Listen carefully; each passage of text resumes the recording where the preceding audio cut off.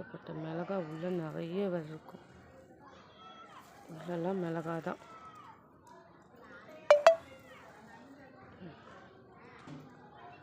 உள்ளெல்லாம் நிறைய மிளகா. இது வந்து நித்தியமல்லி.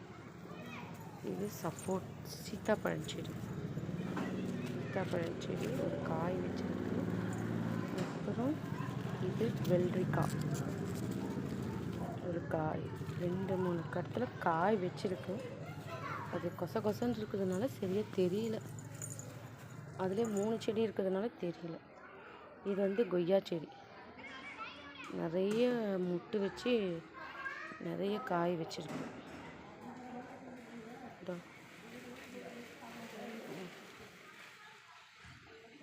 நிறைய காய் நல்லாவே ஆயிடுச்சு. இதோ எல்லாமே காய் தான்.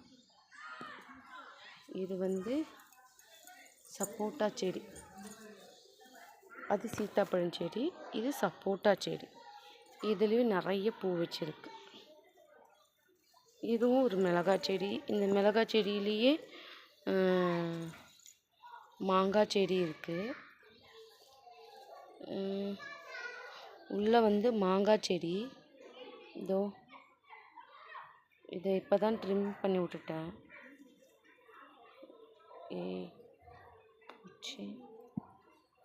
இதை இப்போ தான் ட்ரிம் பண்ணி விட்டுருக்கிறதுனால ஒரு களை அழகாக வச்சுருக்கு. அதில் ஒரு பூவெல்லாம் இதுலேயும் ஏகப்பட்ட மிளகாங்க. கொச்சன்னு மிளகா தாங்க. இது வாழை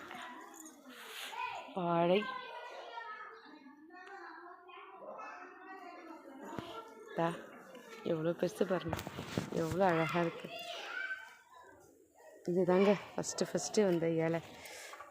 இது 2வது இலை, இது 3வது இலை, இது 4வது இலை, இது 4வது இலை, இது 5வது இலை, இது 6வது இலை, இது 7வது இலை. இதுலேயும் ஒரு மிளகாய் செடி இருக்குங்க. இதுலேயும் மிளகாய் செடி இருக்குது. இது நாங்கள் கட்டிங்கில் பண்ணி போட்டது. நந்தியாவட்டம் நித்தியமல்லி. இது நித்தியமல்லி பார்த்தீங்கன்னா இவ்வளோ அழகாக இருக்குது பாருங்கள். இந்த பாருங்கள், இது மிளகாய் செடி. எல்லாமே பழுக்க விட்டுருக்கோங்க. வரமிளகாய் காசும் நல்லா செம்ம காரம், நல்லா காரம். அதனால தான் சரி பழுக்க விட்டு வரமிளகாய் தூள் அரைச்சிக்கலான்ட்டு ஒரு ஐடியாவில் இருக்கேன். பாருங்கள், இவ்வளோ அழகாக இருக்குது. இவ்வளோ பார்க்கவே செம்மையாக இருக்குது. இது வந்து முல்லைப்பூ செடி. ஏகப்பட்ட பூ பூத்துச்சு. பூத்து குலுங்கி எல்லாத்தையும் உடச்சி விட்டுருக்கேன்.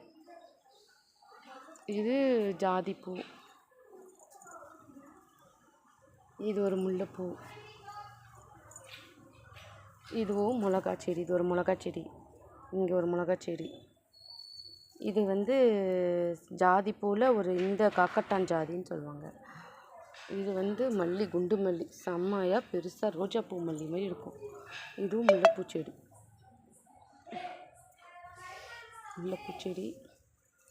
இது வந்து மருதாணி. பாருங்க, குச்சி உடச்சி வச்சது நல்லா தளன்னு தளைஞ்சிச்சு. இது வந்து பிளாக் ரோஸ். எவ்வளோ அழகாக வளர்ந்துருக்கு பாருங்க. நிறைய துளிர் விட்டு பூவெல்லாம் வச்சுருக்கு. இதுவும் வாங்கும் போது என்னமோ சின்னதாக தான் இருந்துச்சு. இப்போ எங்ககிட்ட வந்து அழகாக மெயின்டைன் பண்ணதில் நிறைய வெட்டிக்கிளி நிறைய துளிர் விட்டு நிறைய முட்டு வச்சுருக்கு. இது பாருங்கள், இதுவும் இவ்வளோ அழகாக இருக்குது. சூப்பர் பூ. இது ஒயிட் ரோஸ். இது ஆரஞ்சு.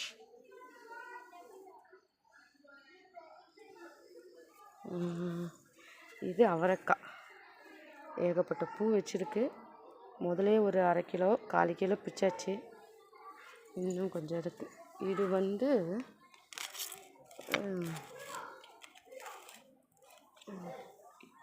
இது ரெட் ரோஸ். இதில் நிறைய துளிர் விட்டுருக்கு. இது சாண்டல்வுட்.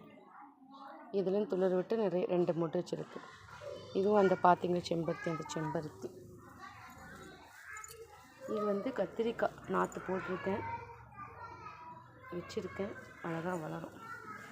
இதில் வந்து புடலங்காய், பீர்க்கங்காய், வெண்டைக்காய், அப்புறம் கொத்தவரங்காய் விதை போட்டிருக்கேன். அப்புறம்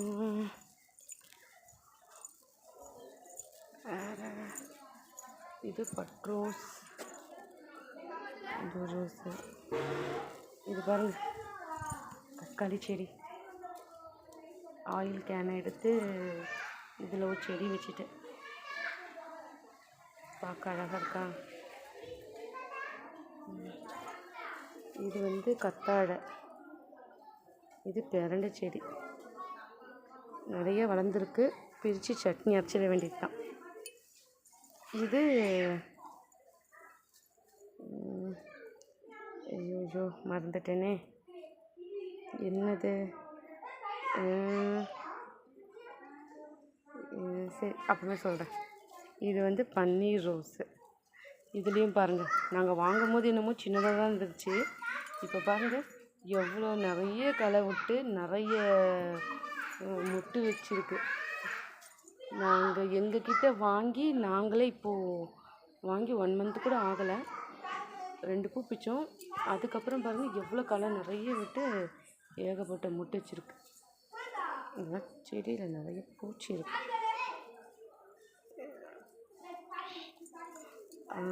இது பேர் என்னது, இது என்ன சொல்லுங்க, கற்பகவல்லி இலை. எஸ் மறந்துட்டேன். ஓகேங்க, இதை பாருங்களேன். எனக்கு இதில் இந்த செடியிலேயே இந்த மிளகா ரொம்ப அழகாக இருக்குது. பார்க்க நம்மளே வளர்த்து காய் வச்சு அதை நம்ம பறிக்கும் போது இருக்கிற ஆனந்தம் வேறு எதுலேயுமே இல்லை. ஒரு செடியை வளர்த்து அது அழகாக குரோத்தாக வளரும் போது பார்க்கும் போது ரொம்ப ஆசையாக இருக்குது. பூவும் சரி காயும் சரி. இங்கே பாருங்கள் எவ்வளோ பெரிய இலை, வாழை இலை எங்கள் மாடியில் இவ்வளோ பெரிய கேனில் தாங்க வச்சுருக்கேன். ஓகேங்க, பாய்ங்க. பிடிச்சிருந்தால் லைக் போடுங்க.